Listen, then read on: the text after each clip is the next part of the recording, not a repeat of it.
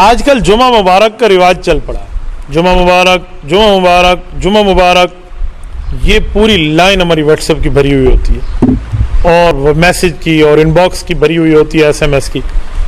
میں حیران ہو جاتا ہوں، یہ رواج صحابہ کرام کے دور میں نہیں تھا، رسول اکرم صلی اللہ علیہ وسلم کی تعلیمات میں نہیں ہے، حضور پاک علیہ الصلوۃ والسلام کے بعد صحابہ کے شاگرد تابعین جو اس امت کے بہترین طبقے کا دوسرا حصہ ہیں، اس طبقے میں یہ رواج نہیں ہے۔ جس تیسرے حصے کو اللہ کے رسول صلی اللہ علیہ وسلم کی دعائیں یوں موجود، یہ ان میں نہیں ہے، موجود نہیں ہے، شریعت کا حکم نہیں ہے، جمعہ مبارک کے احکامات کتابوں میں موجود نہیں ہے، تو یہ آپ نے کہاں سے لے لیا؟ ایک بندہ مجھے کہنے لگا میں تو ویسے دعا دے رہا ہوں اللہ آپ کے لیے جمعہ مبارک کرے۔ میں نے کہا ٹھیک ہو گیا، آپ کی دعا اس حد تک تو جائز ہے، لیکن اگر آپ نے اس کا رواج یوں پکڑ لیا ہے نا، تو کل جمعہ مبارک کو، یعنی کل سے مراد 1 صدی بعد، 50 سال بعد، 40 سال بعد جا کر لوگ دین کا حصہ سمجھنا شروع ہو جائیں گے۔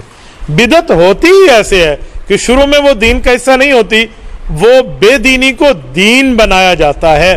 غیر ثابت شدہ مسئلے کو مسئلہ شریعت بنا دینا یہ بدعت ہے، اور ثابت شدہ مسئلے کا انکار کر دینا الہاد ہے۔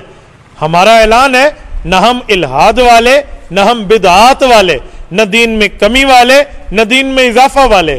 اضافہ بدعات کہلاتے ہیں، کمی الہاد کہلاتے ہیں۔ دیوبند والوں کا اعلان ہے، نہ ہم الہاد والے، نہ ہم بدعات والے، ہم اہل سنت والجماعت والے۔ کیا مانا؟ ہم دین کو اصلی شکل میں لے کر چلیں گے۔